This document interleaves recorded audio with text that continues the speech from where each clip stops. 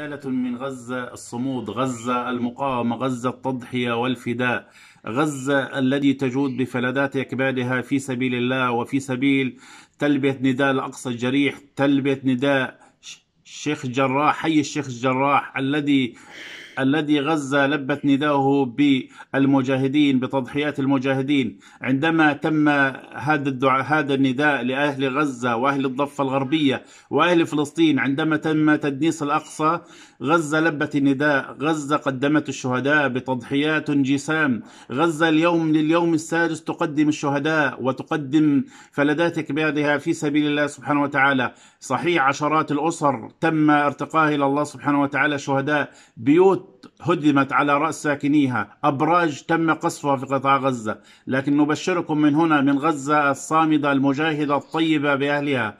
غزة اليوم تسطر أفضل ملاحم التضحية والفداء والثبات. إخواني الكرام، أقول لكم هنا من غزة بالصمود والثبات والنصر والتمكين بإذن الله سبحانه وتعالى. عندما تنظر إلى عدونا داخل المحتل، عدونا اليوم يعيش معاناة ورعب لم يعيشها من قبل. عشرات بل مئات البيوت هدمت عندهم، عشرات بل مئات عندهم من القتلى والجرحى، لكن الاحتلال يكثم إعلاميا على هذه الأضرار وهؤلاء الذين قتلوا في هذه المعركة. معركة سيف القدس هي سيف القدس على المحتل. معركة سيف القدس بإذن الله سوف تكون نهاية الاحتلال وزوال الاحتلال بإذن الله سبحانه وتعالى.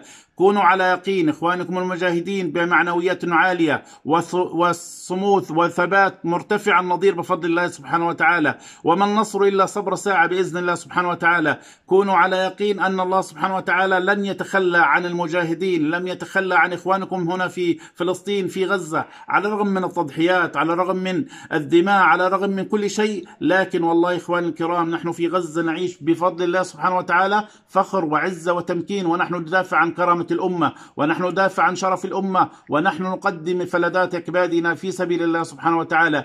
كونوا على يقين أن إخوانكم مجاهدون اليوم يخوضون معركة التحرير، يخوضون معركة التضحية، يخوضون معركة النصر بإذن الله سبحانه وتعالى. وما الأيام القادمة بإذن الله إلا الاحتلال يجر أديال الخزي والعار، أديال الهزيمة بإذن الله سبحانه وتعالى. وما هذا التضخيم الإعلامي الذي نراه من الاحتلال إلا من أجل أن يظهر أمام جمهوره وأمام مواطنيه أنه انتصر على غزة. كلا والله يا أهل غزة في صمود وثبات، وبفضل الله سبحانه وتعالى سوف تسجل الأيام وسوف يسجل التاريخ هذه الملحمة البطولية منقطعة النظير بإذن الله سبحانه وتعالى. كونوا على يقين إخوانكم بخير، معنويات إخوانكم في خير، أهلكم وشعبكم بخير والله العظيم. ونقول لكم هنا من غزة من أهل الصمود والتضحية والفداء: الاحتلال إلى زوال، الاحتلال إلى زوال، الاحتلال إلى زوال، وما النصر إلا صبر ساعة بإذن الله سبحانه وتعالى. وبارك الله فيكم.